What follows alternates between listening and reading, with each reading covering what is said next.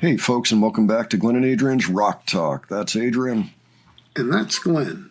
And today we're returning to the warning at Pal Norte. We are just going to take a look at, I think, pretty much every song over time because they have these graphics to put up for each song, and they've got the biggest screen ever seen in rock and roll, I think, that they get to work with. So we're getting an amazing visual show. We've got a fan cam that's a little further back and is capturing most of the scene at once.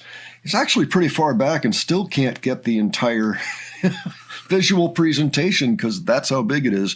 I watched a video yesterday with Javier Paniagua doing a tour of the backstage. This is before the bands came along, but the stage was set up.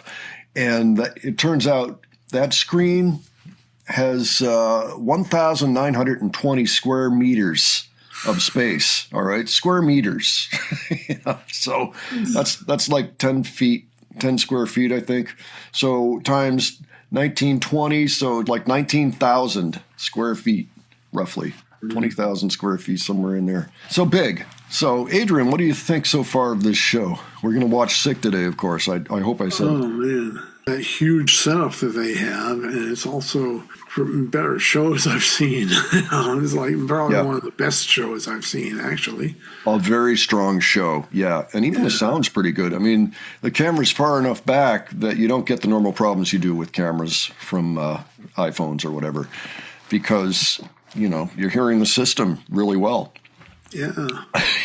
That's the good thing about standing back. Anyway, let's check it out. Let's see what's in store this time.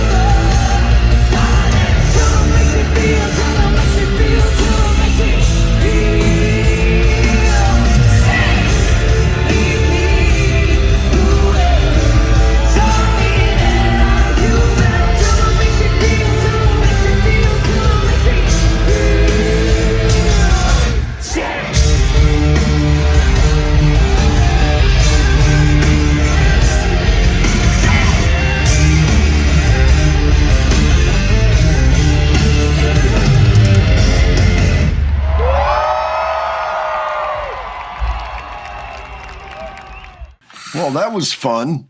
Oh, yeah. What did you think, Adrian? I think this is the best performance of Sick I've ever seen and heard. Oh, yeah. You mean as a combination or Yeah, as a combo. And, also, well, of course, the visuals. You got those giant screens about the size of the Empire State Building. Yep, that's true. I love that they brought in elements of the video, which I figured they would do. I think I saw the fly once.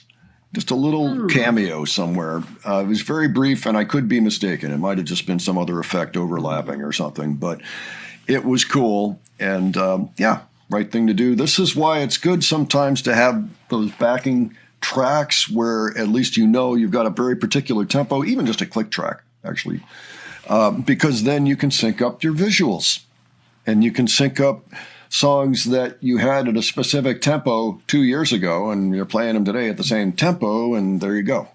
That's all you need. It's quite possible that those were also controlled from Pau's laptop up there. Pau's a technological genius.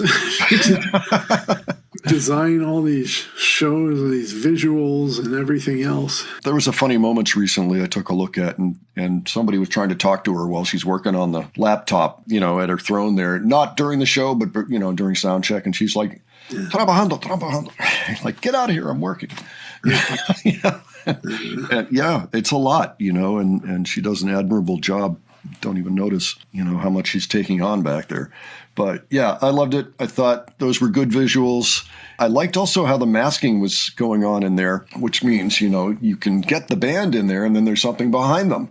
It's like layers. You got one pancake here, and then you make like a star pancake, put it on top, and you can see the other pancake through the star, the stuff, the edges. That's kind of what's at work here. What you described reminds me of Photoshop. Yeah, exactly the same concept, except with video. You can colorize them. As we saw there, they all turned pink at one point. You can posterize them, which means you're taking out the color and you're just making it a certain number of shades of gray. They made full use of that there for the live show on top of their previous graphics. So cool. Very cool stuff. Yeah. It must have been fun to put that together, although I'll bet they did it under a deadline, so maybe not as much fun. But so far, so good. Looks great. Yeah. Loving it. Okay, well, we're going to keep going on this show for sure. So just keep coming back and joining us if you're enjoying this as much as we are. I hope that more concerts take this hint. Like, you can do a lot more with graphics now. It's 2026, and it's not as expensive as it used to be, if you do it the right way. So I'm still looking for a good video on the technical way that they did that. If it was all just projected somehow, it doesn't seem likely that that's what happened because it was so clear and so good, but I don't think it's an LED either. So still wondering about that. But if you enjoyed this video, please give it a like. And if you enjoyed the presentation, please subscribe. All right. Thanks so much for joining us today. We will catch you on the next one. Take care, folks. See you all later.